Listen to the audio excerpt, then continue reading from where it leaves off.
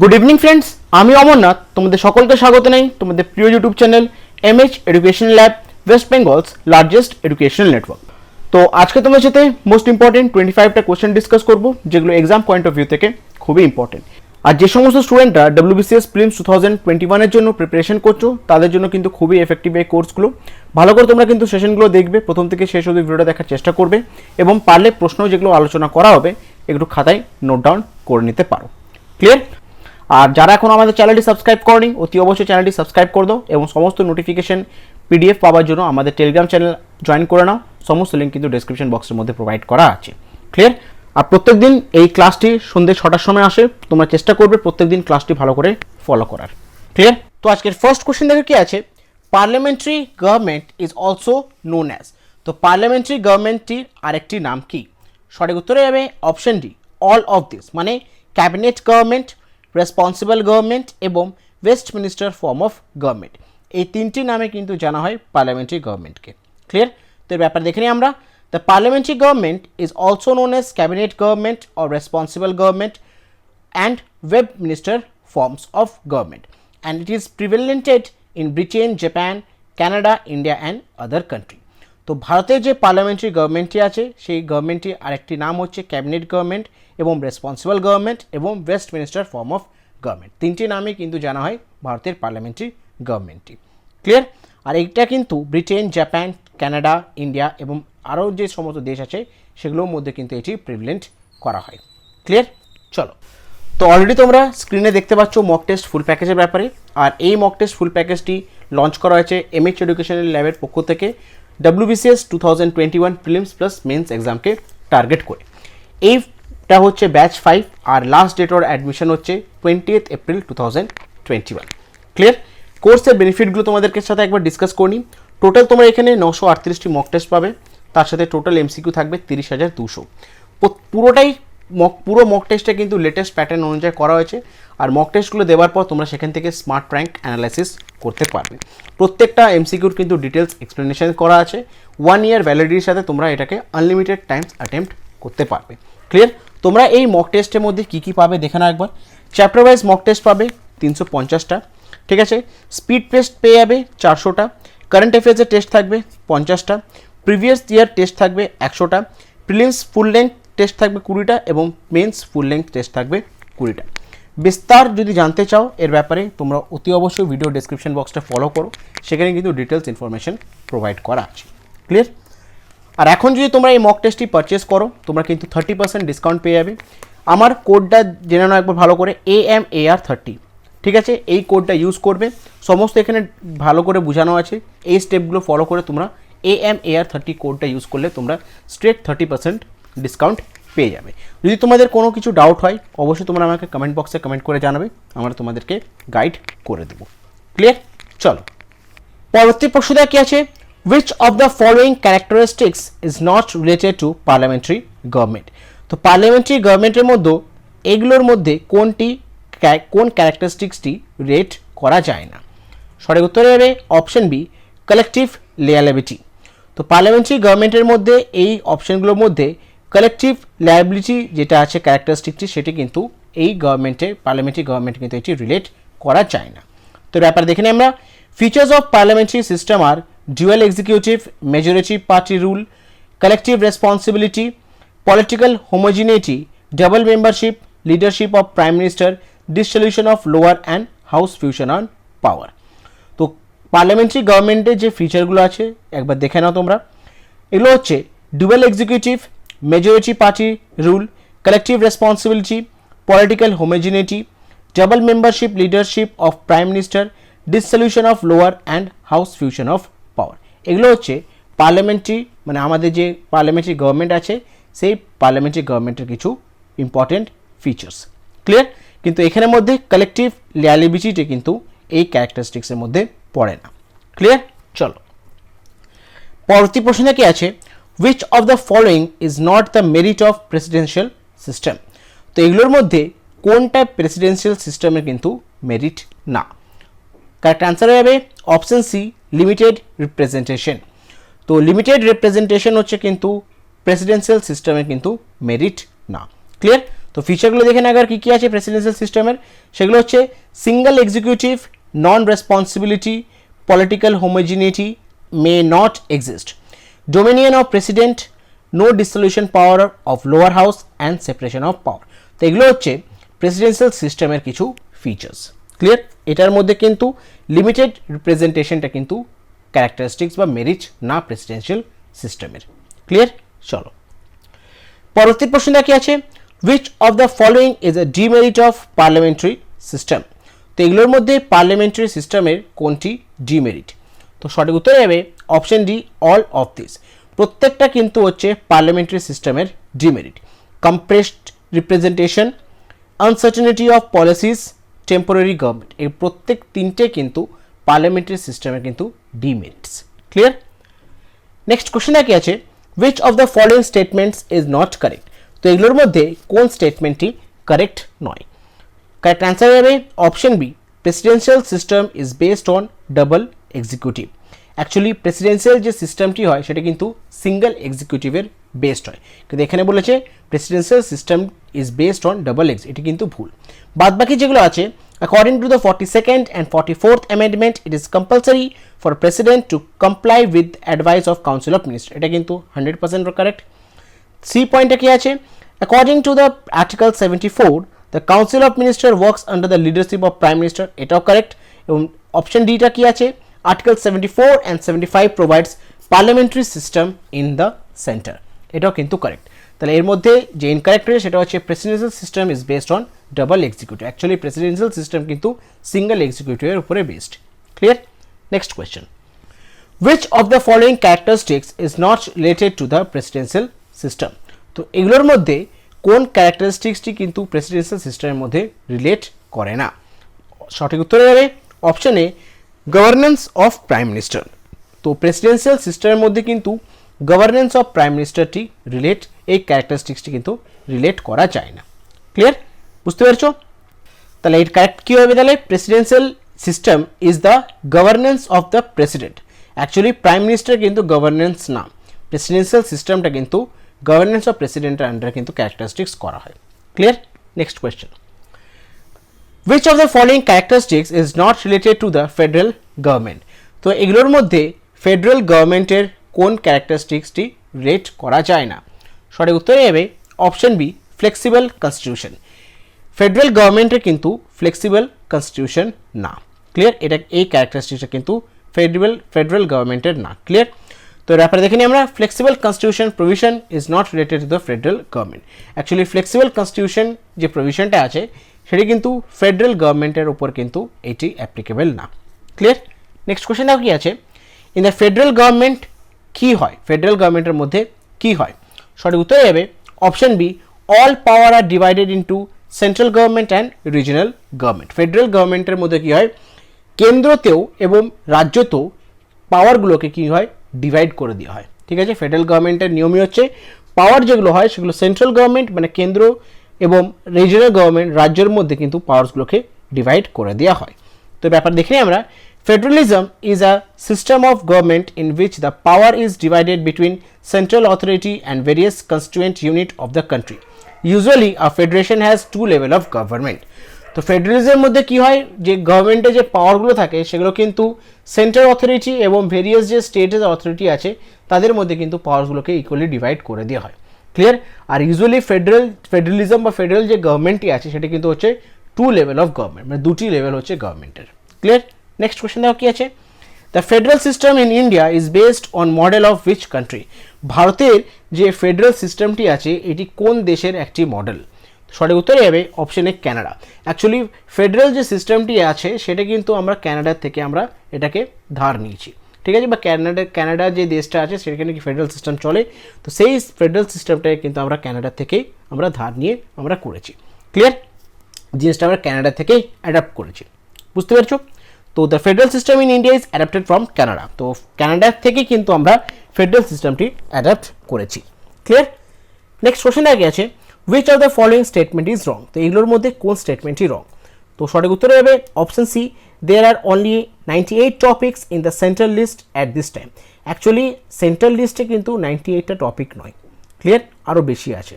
তো আরোগুলো অপশনগুলো দেখে না কী আছে, Lok Sabha represent the people of the India, correct. Rajya Sabha represent the state, ঠিক আছে। Rajya Sabha protect the state with unnecessary interference from the centre, এটাও কারেক্ট। এর ব্যাপারে একটু দেখে নিই তাহলে। The union list or list 1 is list of 101 items given to the 7th schedule of in the constitution of India on which parliament has exclusive power to legislate. তো 98টা topic না, অ্যাকচুয়ালি 101টা আইটেম আছে, ঠিক আছে। 101টা item কিন্তু listed করা আছে 7th শিডিউলের কনস্টিটিউশনের মধ্যে। Clear, বুঝতে পারছো? চলো পরবর্তী প্রশ্নটা কি আছে, the fundamental duties were included in the constitution of India by which of the following amendment act. তো ভারতের মধ্যে ফান্ডামেন্টাল ডিউটিসগুলো যেগুলোকে ইনক্লুড করা হয়েছিল, তো কত নম্বর অ্যামেন্ডমেন্ট অ্যাক্ট দিয়ে এই ফান্ডামেন্টাল ডিউটিসগুলোকে কনস্টিটিউশনের মধ্যে ইনক্লুড করা হয়েছিল? সঠিক উত্তর হবে option D, 42nd amendment act. এটাকে আমরা বলি মিনি কনস্টিটিউশন। 42nd অ্যামেন্ডমেন্ট অ্যাক্টের মধ্যে কিন্তু ভারতের মধ্যে ফান্ডামেন্টাল ডিউটিসগুলোকে কিন্তু ইনক্লুড করা হয়েছিল। তো এর ব্যাপারে দেখে নিই আমরা। Fundamental duties were incorporated in Indian Constitution by Constitution 42nd Amendment Act 1976। তো 1976 সালে যে 42তম অ্যামেন্ডমেন্ট অ্যাক্ট হয়েছিল, যেটা আরেকটি নাম হচ্ছে মিনি কনস্টিটিউশন, তো সেখানের মধ্যে কিন্তু ফান্ডামেন্টাল ডিউটিসগুলোকে ইনক্লুড করা হয়েছিল ভারতের সংবিধানের মধ্যে। ক্লিয়ার? নেক্সট কোশ্চেনটা কি আছে, the fundamental duties are mention. Fundamental ডিউটিসগুলো কোথায় মেনশন করা আছে? তো সঠিক উত্তরে যাবে option D, in schedule 4A। Schedule 4A-তে কিন্তু ফান্ডামেন্টাল ডিউটিসগুলো মেনশন করা আছে। তো এর ব্যাপারে দেখে নিই আমরা। The fundamental duties of citizens are mention in part 4A of the Indian constitution. তো পার্ট 4A, ভারতের সংবিধানে পার্ট 4A কিন্তু ফান্ডামেন্টাল ডিউটিস অফ সিটিজেন্সগুলো মেনশন করা আছে। ক্লিয়ার?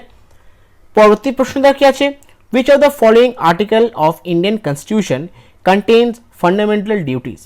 তো কোন আর্টিকেলে, ভারতের সংবিধানে কত নম্বর আর্টিকেলে কিন্তু ফান্ডামেন্টাল ডিউটিসগুলো মেনশন করা আছে? সঠিক উত্তর হবে অপশন বি, 51A। তো 51A-তে কিন্তু ভারতের সংবিধানের 51A-তে কিন্তু ফান্ডামেন্টাল ডিউটিসগুলো কিন্তু মেনশন করা আছে। তো ব্যাপারে দেখে নিই আমরা। The fundamental duties of citizens are mention in article 51A of the Indian constitution. তো ফান্ডামেন্টাল ডিউটিস, সিটিজেনদের ফান্ডামেন্টাল ডিউটিস যেগুলো হয় সেগুলো কিন্তু ভারতের সংবিধানে আর্টিকেল 51A-এর মধ্যে কিন্তু এগুলো মেনশন করা আছে। নেক্সট কোশ্চেনটা কি আছে, which of the following are fundamental duties? এগুলোর মধ্যে কোনগুলো ফান্ডামেন্টাল ডিউটিস? সঠিক উত্তরে হবে অপশন ডি, প্রত্যেকটাই। Safeguarding public property, protecting the sovereignty, integrity and unity of India, developing scientific temper and humanism, এগুলো প্রত্যেকটাই কিন্তু ফান্ডামেন্টাল ডিউটিস ভারতের সিটিজেনের। ক্লিয়ার? তো ব্যাপারে দেখে নিই আমরা। The fundamental duties which were added by the 42nd Amendment Act of the Constitution in 1976, in addition to creating and promoting culture, also strengthened the hands of the legislature in enforcing this duty wise of the fundamental rights. There are 11 fundamental duties under Article 51A to be obeyed by every Indian citizen. তো প্রায় 11টি কিন্তু fundamental duties আছে, যেগুলো কিন্তু article 51A-এর, ভারতের সংবিধানের 51A-এর মধ্যে কিন্তু এগুলো ইনক্লুড করা আছে। আর প্রত্যেকটা সিটিজেন, ভারতের প্রত্যেকটা সিটিজেন কিন্তু বাউন্ড এই ফান্ডামেন্টাল ডিউটিসগুলোকে মেনটেন করার। ক্লিয়ার? আর এই ফান্ডামেন্টাল ডিউটিস কিন্তু ইনক্লুড করা হয়েছিল 42তম অ্যামেন্ডমেন্ট অ্যাক্ট 1976 সালে। বুঝতে পেরেছ? চলো পরবর্তী প্রশ্নটা কি আছে, which of the following committee suggested incorporating fundamental duties in Indian Constitution? তো কোন কমিটি, ঠিক আছে, কোন কমিটিটি গঠন করা হয়েছিল যখন ফান্ডামেন্টাল ডিউটিসগুলোকে ভারতের সংবিধানে ইনকর্পোরেট করা হবে? তো সেই সময় কোন কমিটির সাজেশনে কিন্তু এগুলো ইনক্লুড করা হয়েছিল? সঠিক উত্তরে হবে option C, Swaran Singh committee. তো ভারতের সংবিধানের মধ্যে যখন ফান্ডামেন্টাল ডিউটিসগুলোকে ইনক্লুড করা হয়, তো তার আগে কিন্তু একটা কমিটি গঠন করা হয়েছিল, সেই কমিটির নাম ছিল সোয়ান সিং কমিটি। ক্লিয়ার? তো ব্যাপারে দেখে নিই আমরা। Fundamental duties were incorporated in Indian constitution by constitution 42nd Amendment Act 1976 upon the recommendation of Swaran Singh committee. তো ভারতে যে ফান্ডামেন্টাল ডিউটিসগুলো যখন ইনকর্পোরেট করা হয়েছিল ভারতের সংবিধানের মধ্যে, আর এটা করা হয়েছিল 42তম অ্যামেন্ডমেন্ট অ্যাক্টের থ্রুতে 1976 সালে, তো এটা কিন্তু সোয়ান সিং কমিটির উপদেশে কিন্তু এগুলোকে ইনক্লুড করা হয়েছিল। ক্লিয়ার? খুবই ইম্পর্টেন্ট কোয়েশ্চেন এটা। নেক্সট কোয়েশ্চেন দেওয়া কি আছে, which of the following articles of Indian Constitution contain the right to religion freedom? তো কত নম্বর article right to religion freedom, ভারতের সংবিধানে কত নম্বর আর্টিকেল বলে রাইট টু রিলিজিয়ন ফ্রিডম? সঠিক উত্তরে যাবে অপশন এ আর্টিকেল 25 to 28। তো আর্টিকেল 25 থেকে 28-এর মধ্যে কিন্তু ভারতের সংবিধানে এখানে দেওয়া আছে যে right to religion freedom. Clear? তো ব্যাপার দেখে নিই আমরা। Article 25 to 28 of the Indian Constitution contain the right to religious freedom। Article 25 থেকে 28-এর মধ্যে ভারতের সংবিধানের মধ্যে রাইট টু রিলিজিয়ন ফ্রিডমটি ইনক্লুড করা আছে। ক্লিয়ার? পরবর্তী প্রশ্নটা কি আছে, which of the following article of Indian Constitution guarantees equality before the law and equal protection of law within the territory of India? তো ভারতের সংবিধানে বা ভারতের সংবিধানের মধ্যে কত নম্বর আর্টিকেল গ্যারান্টি দেয় যে equality before the law and equal protection of law within the territory of India? সঠিক উত্তরে যাবে অপশন বি 14 নম্বর আর্টিকেল। তো আর্টিকেল 14 কি ভারতের কনস্টিটিউশনে বলে যে equality before the law and equal protection of law within Indian territory. Clear? তো এর ব্যাপারে দেখে নিই আমরা। Article 14 of Indian constitution guarantees equality before the law or equal protection of law within the territory of India. এটি কিন্তু article 14 এর আন্ডারে কিন্তু এটি ভারতের সংবিধানের মধ্যে আছে। ক্লিয়ার? পরবর্তী প্রশ্নটা কি আছে, which article of Indian Constitution abolished untouchability? তো ভারতের সংবিধানে কত নম্বর আর্টিকেল আনটাচেবিলিটিকে অ্যাবলিস্ট করেছে? তো সঠিক উত্তরে যাবে অপশন ডি আর্টিকেল 17। তো ভারতের সংবিধানে আর্টিকেল নাম্বার 17 বলে অ্যাবলিশ আনটাচেবিলিটি। ঠিক আছে, ভারতের সংবিধানে আর্টিকেল 17 কিন্তু আনটাচেবিলিটি অ্যাবলিশ করেছে। ক্লিয়ার? তো ব্যাপারে দেখে নিই আমরা। Article 17 of Indian Constitution abolished untouchability. It states untouchability is abolished and is practiced in any form is forbidden। তো ভারতের সংবিধানে আর্টিকেল 17 কিন্তু সেখানে বলা আছে যে অ্যাবলিশ করেছে আনটাচেবিলিটি। ঠিক আছে, ভারতের সংবিধানে 17 নম্বর আর্টিকেল বলে অ্যাবলিশ আনটাচেবিলিটি। ঠিক আছে, ক্লিয়ার? পরবর্তী প্রশ্নটা কি আছে, which of the following is correct with respect to right against exploitation? তো রাইট অ্যাগেন এক্সপ্লয়টেশনের মধ্যে কোনটি এখানের মধ্যে কারেক্ট? তো সঠিক উত্তরে যাবে option A prohibition of traffic in human being and forced labour. তো রাইট অ্যাগেনস্ট এক্সপ্লয়টেশনের মধ্যে এগুলোর মধ্যে prohibition of traffic in human being and forced লেবারটি কিন্তু এটি কারেক্ট। ক্লিয়ার? তো এর ব্যাপার দেখে নিই আমরা। Article 23 to 24 of Indian constitution contain the right against exploitation. তো আর্টিকেল 23 থেকে 24 কি ভারতের সংবিধানের মধ্যে কিন্তু রাইট অ্যাগেনস্ট এক্সপ্লয়টেশন এর মধ্যে দেওয়া আছে। ক্লিয়ার? নেক্সট কোশ্চেন কি আছে, in which part of Indian constitution the fundamental rights R provided? তো কত নম্বর পার্টে ফান্ডামেন্টাল রাইটসগুলো ইনক্লুড করা আছে? তো সঠিক উত্তরে যাবে অপশন বি পার্ট 3। তো পার্ট 3 এর মধ্যে ভারতের সংবিধানের পার্ট 3 এর মধ্যে ফান্ডামেন্টাল রাইটসগুলো কিন্তু প্রোভাইড করা আছে। ক্লিয়ার? নেক্সট কোশ্চেনটা কি আছে, which one of the following articles deals with appointment of prime minister and other minister? তো ভারতের সংবিধানে কত নম্বর আর্টিকেল প্রাইম মিনিস্টার এবং আদার মিনিস্টার অ্যাপয়েন্টমেন্টগুলোকে ডিল করে? সঠিক উত্তরে যাবে অপশন সি 75। তো আর্টিকেল 75 কিন্তু ভারতের সংবিধানের মধ্যে দেওয়া আছে যে প্রাইম মিনিস্টার এবং আদার মিনিস্টার অ্যাপয়েন্টগুলোকে এখানে ডিল করে। ক্লিয়ার? তো আপনারা দেখে নিই আমরা। The prime minister is appointed by president who also appoint other minister on the advice of prime minister. The council is collectively responsible to the Lok Sabha. তো প্রাইম মিনিস্টার কিন্তু অ্যাপয়েন্ট হয় প্রেসিডেন্টের দ্বারা এবং প্রাইম মিনিস্টারের অনুযায়ী কিন্তু প্রেসিডেন্ট অন্যান্য আদার মিনিস্টারগুলোকে অ্যাপয়েন্ট করে। দিয়ে প্রাইম মিনিস্টার এবং তার সাথে যে ক্যাবিনেট মিনিস্টার হয় তারা মিলে কিন্তু লোকসভাটাকে কালেক্টিভলি রেসপন্সিবল করে। ক্লিয়ার? নেক্সট কোয়েশ্চেনটা কি আছে, the prime minister is appointed by which one of the following? এনাদের মধ্যে প্রাইম মিনিস্টারকে কে অ্যাপয়েন্ট করে? সঠিক উত্তর হবে অপশন বি প্রেসিডেন্ট। প্রাইম মিনিস্টারকে কিন্তু জেনারেলি প্রেসিডেন্ট অ্যাপয়েন্ট করে। Clear? Article 75 of the Indian Constitution mentioned that the Prime Minister is one who is appointed by the President. তো article 75 মধ্যে দেওয়া আছে যে ভারতের যে প্রাইম মিনিস্টার হয় তাকে কিন্তু অ্যাপয়েন্ট করে ভারতের রাষ্ট্রপতি। ক্লিয়ার?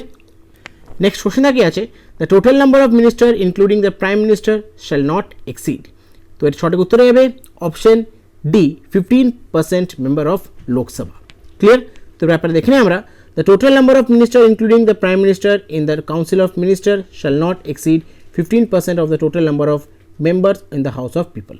তো লোকসভার মধ্যে যতগুলো মেম্বার ধরে তার 15% মেম্বার কিন্তু থাকতে হবে, 15% মেম্বারের মধ্যে কিন্তু থাকতে হবে প্রাইম মিনিস্টার এবং আদার কাউন্সিল অফ মিনিস্টারকে। ক্লিয়ার? বুঝতে তার বেশি কিন্তু এক্সিড করা যাবে না। ক্লিয়ার? পরবর্তী প্রশ্নটা কি আছে, দ্য সুপ্রিম কোর্ট অফ জাজ at present contain the following number of জাজেস। তো সুপ্রিম কোর্টে ভারতের যে সুপ্রিম কোর্ট আছে তা অ্যাট প্রেজেন্ট কতগুলো জাজ সেখানে আছে? সঠিক উত্তরে যাবে অপশন বি 33 জন। তো টোটাল এখন 33টা জাজ আছে ভারতের সুপ্রিম কোর্টে। ক্লিয়ার? তো দেখানোর ব্যাপারে দেয়ার আর কারেন্টলি 33 জাজেস including the chief justice of India against a maximum possible strength of 34। তো টোটাল কিন্তু 34 জন থাকতে পারে, তো বর্তমানে কিন্তু 33 জন আছে including chief justice. Clear? As per the constitution of India জাজেস of supreme court retire at the age of 65। তো কনস্টিটিউশনের অনুযায়ী কিন্তু 65 বছর বয়সে সুপ্রিম কোর্টের জাজরা কিন্তু রিটায়ার হয়ে যায়। Clear? Justice Sharad Arvind Bobde is 47th chief justice of India.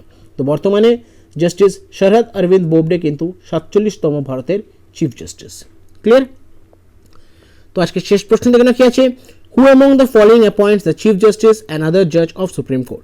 তো ইনাদের মধ্যে চিফ জাস্টিস এবং আদার যে জাজ হয় সুপ্রিম কোর্টের তাদেরকে কে অ্যাপয়েন্ট করে? সঠিক উত্তরে যাবে অপশন ডি প্রেসিডেন্ট। তো সুপ্রিম কোর্টের যে সমস্ত জাজ আছে এবং চিফ জাস্টিস তাকে অ্যাপয়েন্ট করে হচ্ছে প্রেসিডেন্ট। ক্লিয়ার? তো ব্যাপার দেখেই আমরা the chief justice of India and জাজেস of supreme court are appointed by the president under clause 2 of article 124 of the constitution. তো ভারতের চিফ জাস্টিস এবং আদার জাজ সুপ্রিম কোর্টের যে আদার জাজ আছে তাদেরকে অ্যাপয়েন্ট করা হচ্ছে প্রেসিডেন্ট। এটি কিন্তু ক্লজ 2 আর্টিকেল 124 ধারায় কিন্তু এটি অ্যাপয়েন্ট করা হয়। ক্লিয়ার? তো এগুলো ছিল আজকের বিশেষ কিছু 25টা important question. Exam point of view থেকে প্রত্যেকটা কোয়েশ্চেন কিন্তু খুব ইম্পর্টেন্ট। ভালো করে তোমরা পড়বে, কোয়েশ্চেনগুলোকে মনে রাখার চেষ্টা করবে এবং যদি টাইম পাও তোমরা কিন্তু এই কোয়েশ্চেনগুলোকে একটু খাতায় নোট ডাউন করে নিও। ক্লিয়ার? পরবর্তীকালে যখন তোমরা খাতা খুলে পড়বে তোমাদের জিনিসগুলো এক জায়গায় থাকবে, প্রচুর প্রশ্ন পাবে এক জায়গায়, সেখান থেকে পড়তে এবং জিনিসটা বুঝতেও সুবিধা হবে। বুঝতে পেরেছো? কিন্তু ভালো করে কিন্তু এগুলো মনে রাখার তোমরা অবশ্যই চেষ্টা করবে, খুবই ইম্পর্টেন্ট কিন্তু প্রশ্নগুলো। বুঝতে পেরেছো? আর একটা ছোট্ট ইনফরমেশন তোমাদের সকলের কাছে বলার আছে, সেটা হচ্ছে এখনও যারা আমাদের এমএচ এডুকেশন ল্যাব অ্যাপটি ডাউনলোড করেনি অথবা আমাদের টেলিগ্রাম চ্যানেলের সাথে যুক্ত হওনি, তারা অতি অবশ্যই কিন্তু ডেসক্রিপশন বক্সটা ভালো করে ফলো করো। সেখানে কিন্তু এমএচ এডুকেশন ল্যাব অ্যাপের লিঙ্কটা প্রোভাইড করা আছে, লিঙ্কটা ক্লিক করে তোমরা আমাদের এমএচ এডুকেশন ল্যাব অ্যাপটি ডাউনলোড করে নাও এবং টেলিগ্রাম চ্যানেল লিঙ্কটা প্রোভাইড করা আছে, সেখানে লিঙ্কটা ক্লিক করে তোমরা কিন্তু আমাদের টেলিগ্রাম চ্যানেলের সাথে যুক্ত হয়ে যাও। আর অবশ্যই কিন্তু তোমরা হোলি যে ধামাকা অফারটি চলছে সেটা মিস করো না, 70% ডিসকাউন্টে তোমরা কোর্সটার মধ্যে এনরোল করতে পারবে নিজেদেরকে। ক্লিয়ার? খুবই এফেক্টিভ কিন্তু কোর্সটা। বুঝতে পেরেছো? তো আজকে ক্লাসটা আমি এখানে শেষ করছি। যদি ক্লাসটি তোমাদের ভালো লেগে থাকে, ইনফরমেটিভ লেগে থাকে, তো অবশ্যই তোমাদেরকে রিকোয়েস্ট করবো আমাদেরকে মোটিভেট করার জন্য ভিডিওটা একটা লাইক করো, ভিডিওটা নিজের বন্ধুবান্ধব গ্রুপসের মধ্যে শেয়ার করে দাও। আর এখনও যারা চ্যানেলটিকে সাবস্ক্রাইব করোনি অতি অবশ্যই চ্যানেলটিকে সাবস্ক্রাইব করো এবং পাশে থাকা যে বেল আইকনটি আছে সেটি প্রেস করে দাও। যখনই কোনো ভিডিও আপলোড হবে চ্যানেলে তোমাদের কাছে নোটিফিকেশন চলে যাবে। Thank you.